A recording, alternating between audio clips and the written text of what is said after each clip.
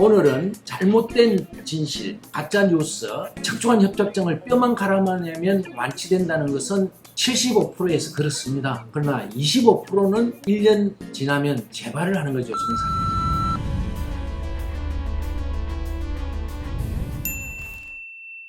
오늘은 질문 들어온 것 중에서 참 중요한 내용입니다. 그래서 유튜브로 답변을 드립니다. 질문 내용은 뭐냐 하면은 인공인대 삽입물을 한 경우에 척추관 협착증이 재발이 작고 재수술률이 더 높고 결과도 안 좋다는 그런 논문이 있다고 합니다. 그런데 그 논문은 사실이 아닙니다. 거기서 사용한 것은 인공인대를 재건한 게 아니고 척추뼈와 뼈 사이에 어떤 물질을 삽입한 거죠.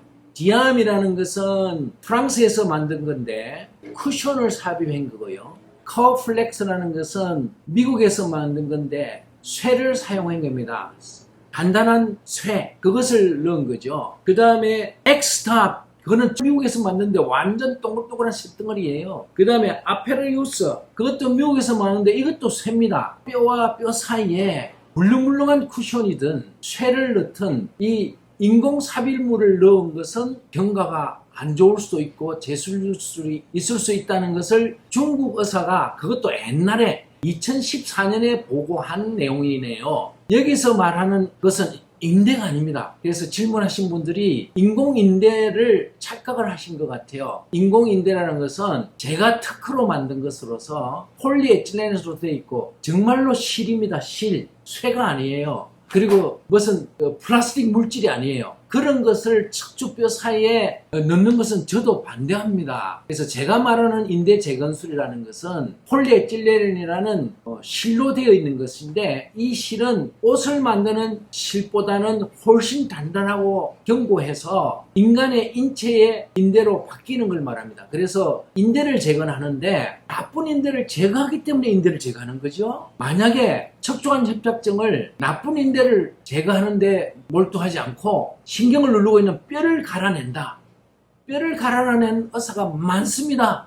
미국에도, 한국에도, 프랑스에도, 일본에도 척추관 협착증을 일으키는 것은 허리뼈가 신경을 누르는 거라고 생각하기 때문에 그 허리뼈를 갈아내는 거죠. 허리뼈를 없애버리는 거죠. 그런데 물론 두터워진 허리뼈를 갈아내면 좋겠죠. 그러나 나쁜 뼈를 갈아낸다고 하더라도 뼈를 갈아내는 것은 척추를 흔들거리게 하고 부작용을 만드는 거죠. 핵심이 나쁜 인대가 이렇게 두터워진 거니까. 종이처럼 얇은 인대가 이만큼 두터워진 거예요. 이렇게 두터워진 나쁜 인대만 정밀하게 정교하게 발라낸 다음에 인대가 없어지면 그만큼 허리가 약해지잖아요. 뼈를 갈아낸 건 어떻게 합니까? 나사못을 박아야 될 정도로 약해지죠.